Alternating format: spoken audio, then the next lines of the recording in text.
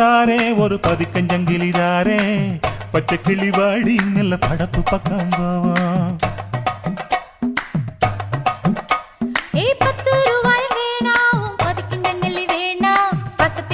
மாமா என்ன உசுப்பி விட வேணா.